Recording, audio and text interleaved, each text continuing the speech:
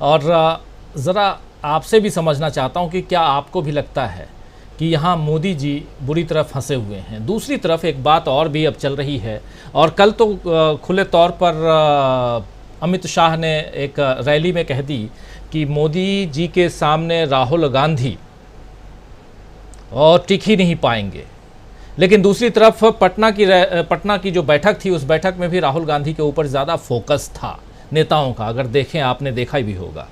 तो दो बातें यहाँ, दो सवाल। एक तो बुरी तरह क्या आपके नज़रिए से क्या सचमुच फंसे हुए दिखाई दे रहे हैं मोदी, प्रधानमंत्री नरेंद्र मोदी, और दूसरा सवाल इसके साथ साथ कि क्या राहुल गांधी, जैसा बीजेपी का मानना है, अभी तक कहते आए, अब आगे क्या कहेंगे पता नहीं, लेकिन अभी तक जो कहते आए हैं कि अगर राहुल बनाम मोदी हो तो मोदी जी के लिए विन विन सिचुएशन पहले दिन से है। क्या आज की तारीख में ऐसा लगता है? ये दो सवाल। देखिए राजीव जी, मोदी जी फंसे या नहीं फंसे, आप तो मुझे फंसा रहे हैं कि मैं कुछ बोलूं।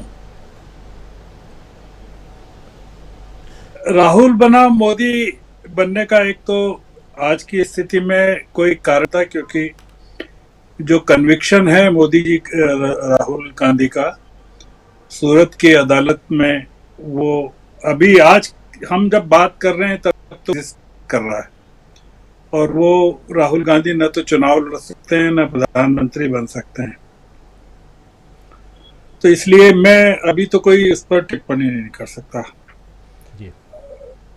गुजरात उच्च न्यायालय का क्या फैसला आता है, सर्वोच्च न्यायालय का क्या आता है, ये कब तक चलता है, क्योंकि ये इसमें दो चीजें हैं राजीव जी, कि मान लीजिए कि ये लंबा लटकता है मामला, चुनाव तक लटकाती है, मतलब अदालत में अगर गुजरात हाई कोर्ट उसको लेती ही नहीं है सुनवाई में, और ऐसे ही टाइम बीतता जाता है, और फिर सुप्रीम कोर्ट में जाके अगर अटक जाता है और यह विपरीत फैसला आ जाता है और चुनाव हो जाते हैं। कई इफ एंड बट्स लिए मैं अभी उस बात को नहीं कर रहा। ये मामला राहुल गांधी और मोदी के बीच का नहीं है। ये अमित शाह बनाना चाहते हैं, बनेगा नहीं, क्योंकि 1977 में भी ये था कि इंदिरा गांधी का मुकाबला कौन करेगा, उनके खिलाफ कौन हो सकता है, चेहरा कौन हो सकता है। तो देश ने कहा कोई भी हो जाएगा, आप चिंता मत करिए। अंग्रेज जब जाने लगे देश छोड़कर, उनको कहा जाइए, तो उन्होंने कहा हम जाएंगे, देश में अराजकता हो जाएगी। तो गांधी जी ने कहा कि अराजकता हमको गुलामी से ज्यादा पसंद है, तो इस देश को विपक्ष की अराजकता डिक्टेटरशिप के मुकाबले ज्यादा पसंद है। देखिए, मैं मूल बात पे आता हूँ। मैं थोड़ा सा, आपको लगेगा कि मैं उस जुबान में बात नहीं कर रहा हूँ जिस जुबान में आप चाहते होंगे या आपके दर्शक चाहते होंगे। जो पार्टियां आज वहां थी पटना में, 15 पार्टियां, उनके आज की उनकी सीटों को बताया गया 308 बताया है आपने जी। और वैसे भी कल भी बताया गया था, तमाम विश्लेषकों ने बताया था। उनकी एक्चुअल हैसियत 154 सीटों की है आज की पार्लियामेंट में। मतलब आज जो स्थिति है पार्लियामेंट में, इन पार्टियों की 154 सीटें हैं 2019 के हिसाब से। मतलब उपस्थिति में ये 308 थे पटना में, हकीकत में ये 154 सीटें हैं। हमको एक थोड़ा सा, जब भी बात करें तो एक डाटा के साथ अगर बात करना है तो ये हकीकत सामने रखना चाहिए, पहली चीज। दूसरी हकीकत यह है कि 2019 का चुनाव एनडीए ने लड़ा था। एनडीए में काफी लोग थे, 436 सीटों पर बीजेपी ने चुनाव लड़ा था, 436, और उसमें से 303 सीटें मिली थी। आप स्ट्राइकिंग रेट थोड़ा सा गौर कीजिएगा कि 436 पर बीजेपी लड़ती है और 303 सीटें मिलती है। जो बाकी 20 सीटें हैं, 20, 22, 23 एनडीए के अलाइंस को मिलती है। ये दूसरा पॉइंट। तीसरा पॉइंट ये है कि मोदी जी फंसे जरूर हैं, पर जिन राज्यों में विपक्ष को अब चुनाव का सामना करना पड़ रहा है, एमपी, सीजी, छत्तीसगढ़, राजस्थान और वहां 82 सीट्स हैं टोटल, और वहां बीजेपी की 66 सीटें हैं की तारीख में, 66,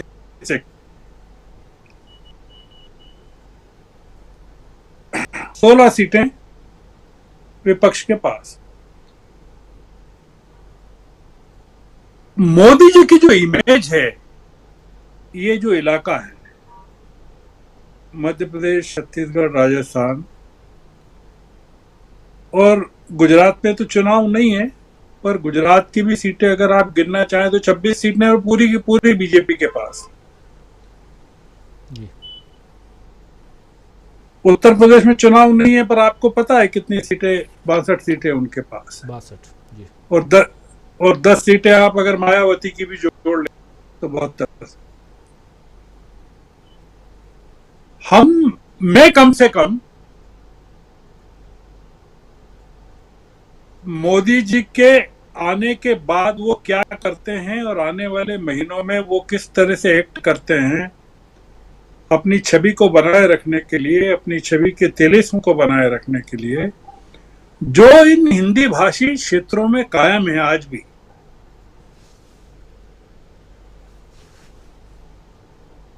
मैं अभी कोई कहने की स्थिति में नहीं हूं कि बीजेपी के लिए या भारतीय जनता पार्टी के लिए सब कुछ तबाह हो चुका है। मैं मतलब इसलिए भी कह रहा हूं कि 2018 में मध्य प्रदेश, छत्तीसगढ़ और राजस्थान में कांग्रेस की जीत हुई थी तीनों जगह, और 2019 में तीनों जगह से कांग्रेस का सफाया हो गया था 1 साल के अंदर। और उन 2018 में जो लोग नेता थे विधानसभा चुनाव के दौरान इन 3 राज्यों में, वो के वही नेता इस समय हैं इन तीनों राज्यों में। हमको थोड़ा सा एक अप्रोच जो है, हमको इस तरह की, मैं तो रखता हूं कम से कम कि एक स्वीपिंग झाड़ू लगाने से बचता हूं कि पटना यानी मोदी जी गए, नहीं गए, मैं नहीं कहूंगा।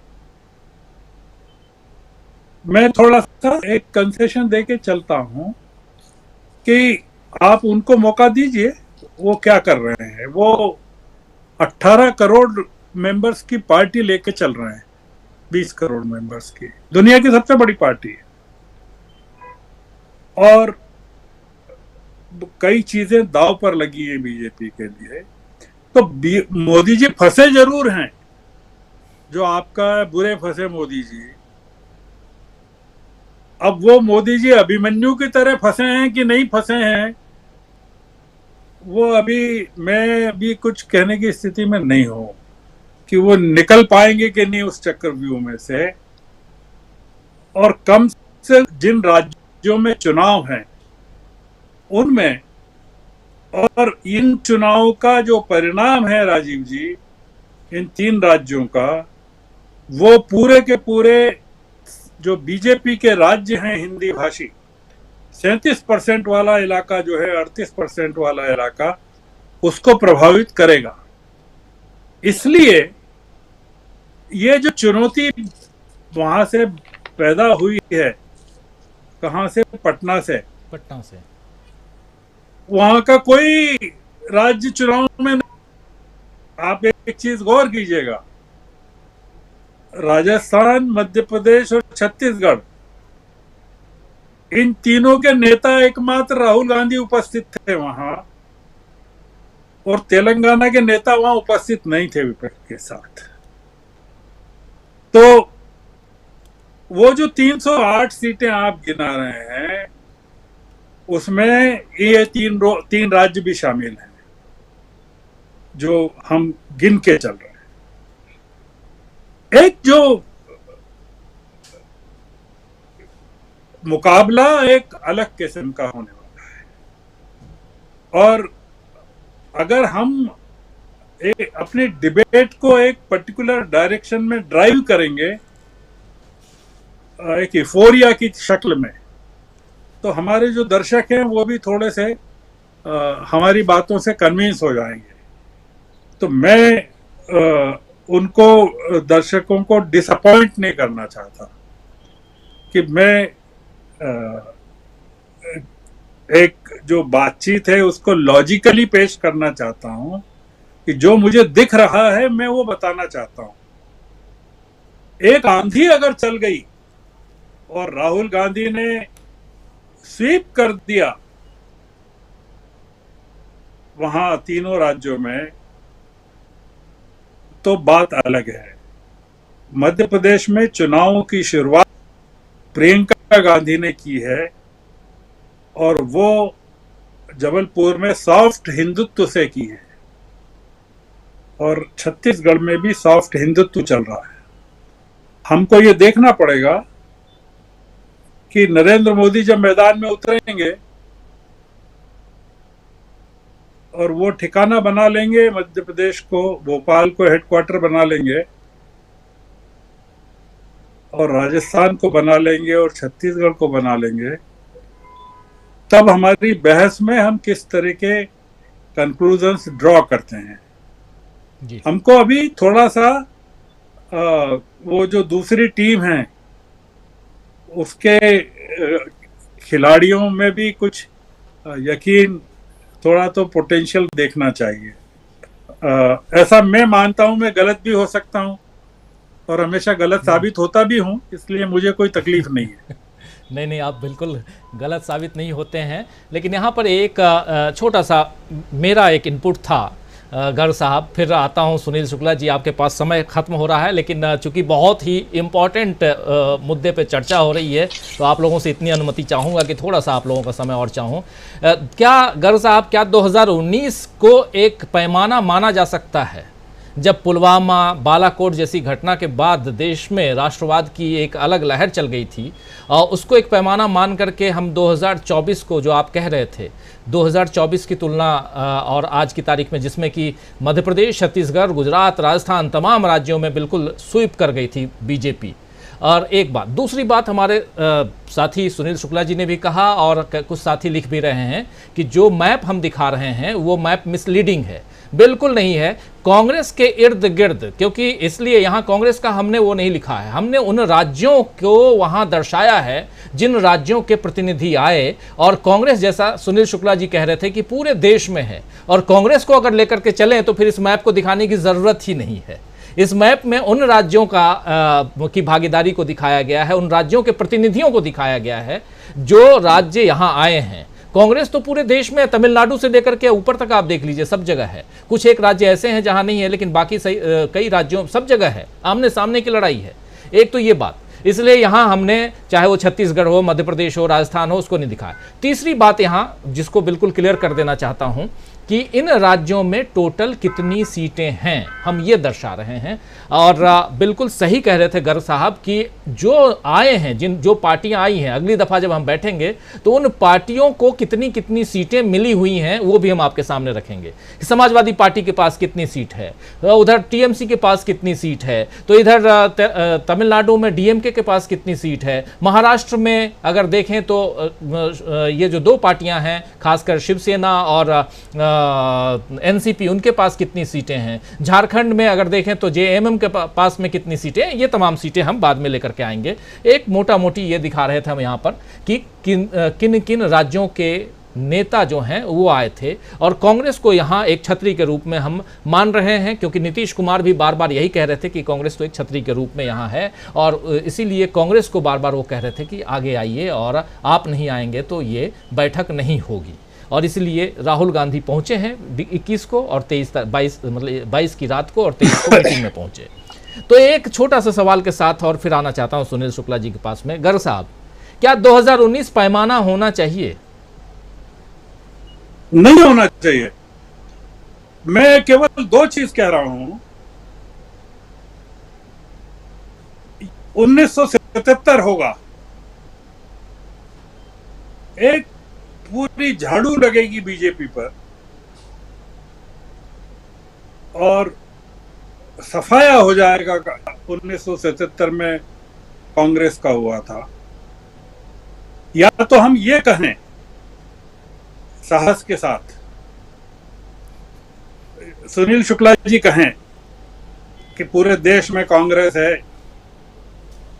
अखिल स्वामी कहें, संजय कुमार कहें, प्रशांत टंडन कहें, अमलेंदु कहें, या तो ये कहें, मैं नहीं कह रहा हूं कि 1977 दोहराया जाएगा, ऐसी हवा है, सफाया हो जाएगा।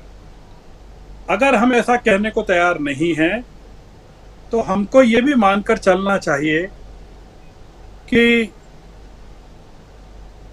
चुनाव में अभी वक्त है लोकसभा के, और हमको विधानसभा चुनाव के परिणामों की प्रतीक्षा करना।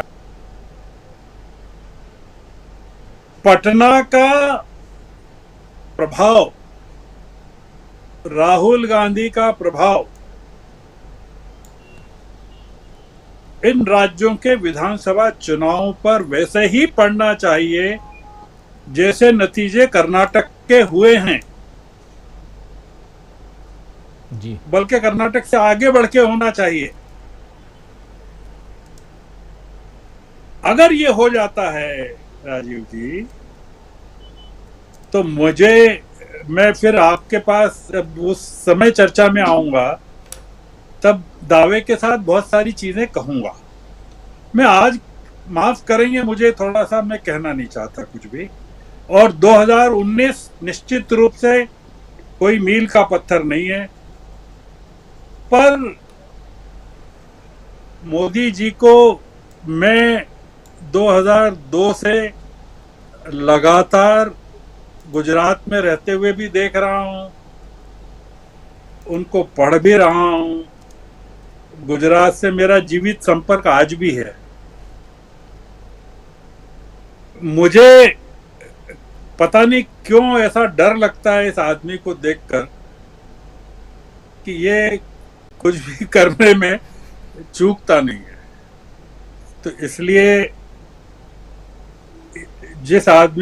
जो आदमी संवेदना के स्तर पर पूरी तरह से शून्य हो जाए, मानवीय संवेदनाओं स्तर पर, और अमेरिका में जाकर मानवीय संवेदनाओं का ढिंढोरा पीटे, मैं उस आदमी के बारे में थोड़ा डर के रहता हूँ। इसलिए मैं अगर मनमोहन सिंह होते तो बहुत अलग किस्म की बात होती, इंदिरा गांधी होती तो भी अलग बात होती।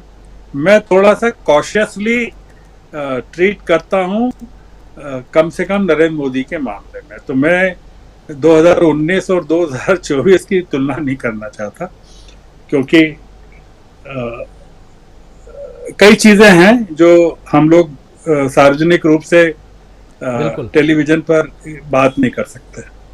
सही कह रहे हैं आप, बिल्कुल सही कह रहे हैं। और आपकी चिंता और आपका विश्लेषण साथ साथ पैरेलली दोनों चीज़ें वाजिब हैं, और कहीं इसमें दो राय नहीं है जो आप कह रहे हैं। और बिल्कुल सही है कि आने वाले समय में ज़्यादा वक्त भी नहीं है, अक्टूबर नवंबर में इलेक्शन है, और उसके बाद जो विश्लेषण हम करेंगे गर्ग साहब के साथ बैठ करके, जैसा कह भी रहे हैं, उसके बाद बहुत सारी चीज़ें धरातल पर दिखाई देंगी, क्योंकि इसके बाद सीधा चुनाव जो होगा वो 2024 का होगा। क्या 2024 2019 से अलग है?